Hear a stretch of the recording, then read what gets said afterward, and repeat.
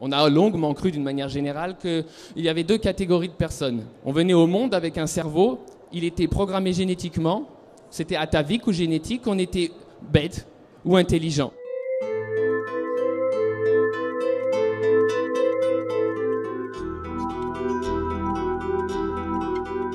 Donc il y avait des gens bêtes qui produisaient des enfants bêtes et des gens intelligents qui produisaient des gens intelligents. On s'en est tenu à ça pendant très longtemps. Puis on s'est rendu compte assez récemment que ce n'était pas du tout le cas. On s'est rendu compte que le cerveau se développe apparemment là où on l'utilise intensément.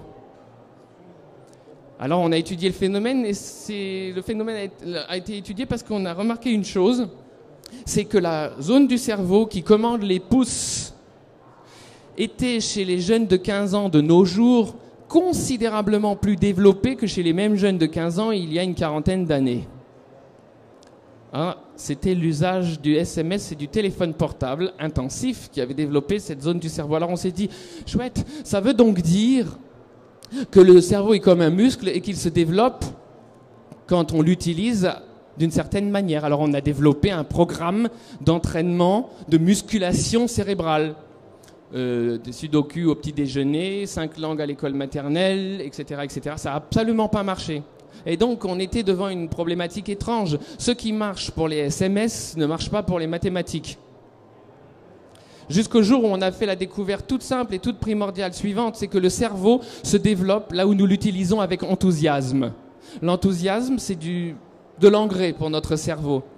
C'est étonnant aussi, et c'est bien pratique, que la science la plus pointue de nos jours ait pu prouver ce que chacun d'entre nous sait depuis toujours, c'est que l'enthousiasme nous donne des ailes. Dans l'état d'enthousiasme, apprendre n'est plus une difficulté. Apprendre se fait tout seul. On ne remarque même pas qu'on apprend.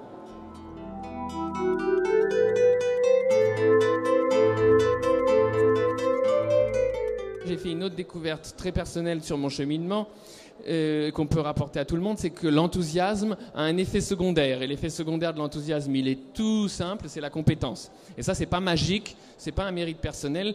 Lorsque tu t'intéresses très fortement à quelque chose, il s'avère que tout l'univers conspire pour te fournir du matériau à ton enthousiasme. Alors tout l'univers, c'est tous les hasards qui font que dans le métro, tu rencontres une affiche sur laquelle il y a une réponse à une question que tu te posais. C'est que dans chaque film, il s'avère qu'il y a une réponse à des questions que tu te posais même pas. C'est que chaque livre contient toutes sortes d'informations précieuses. Et c'est que également, toute la famille participe. Tous les proches, tout le monde. C'est comme quand un des oncles collectionne les pins, tout le monde collectionne des pins et les lui apporte en brouette entière à son anniversaire, à Noël, etc. La compétence a également un effet secondaire et que l'effet secondaire de la compétence, très logiquement, c'est le succès. Parce que le succès, c'est tout simple, c'est que comme tu es très compétent, il y a un moment où quelqu'un va avoir besoin de ta compétence, mais impérativement. Donc il va avoir besoin de toi. C'est ça le succès. C'est intéressant parce que dans notre société, on met le succès, la réussite, sur un piédestal. Au nom de la réussite, on sacrifie tout.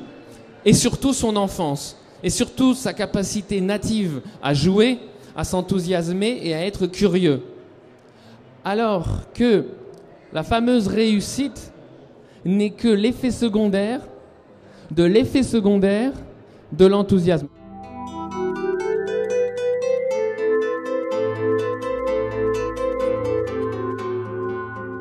Quand je me suis enthousiasmé pour l'allemand, je disposais de toute ma journée. Donc je pouvais faire 6 heures d'allemand par jour sans que quelqu'un vienne au bout de 45 minutes me dire que c'était l'heure de faire des mathématiques. Il n'y a pas d'âge pour apprendre et on apprend de la même manière à 85 ans qu'à 8 ans. Autrement dit, il n'y a aucune raison de se forcer à apprendre des choses inutiles parce qu'elles n'ont pas de pertinence dans le contexte actuel d'un enfant, sous prétexte qu'on ne pourra pas les apprendre plus tard. Et il y a toute une société qui fonctionne comme ça, qui recherche en permanence la lacune. Et alors, le résultat, c'est qu'on se dit, bon, alors dans quel domaine ai-je une lacune? J'ai une lacune en mathématiques, donc je vais beaucoup travailler les mathématiques afin d'obtenir la moyenne. Et moi qui n'ai pas vécu dans ce cadre, et je le répète, ce n'est pas un mérite personnel, j'ai pu toujours me poser la question inverse. Dans quel domaine suis-je bon? Alors pourquoi je suis bon dans certains domaines? C'est tout simple, parce qu'il m'enthousiasme. Donc ça, on le sait depuis tout à l'heure. Et c'est dans ce domaine justement que j'ai appris à travailler, dans celui dans lequel je suis bon pour devenir encore meilleur. Et au lieu de chercher mes défauts, je vais plus rencontrer mes compétences. Effectivement, on se plaint de ce que les gens ne savent pas au lieu de s'intéresser à ce qu'ils savent.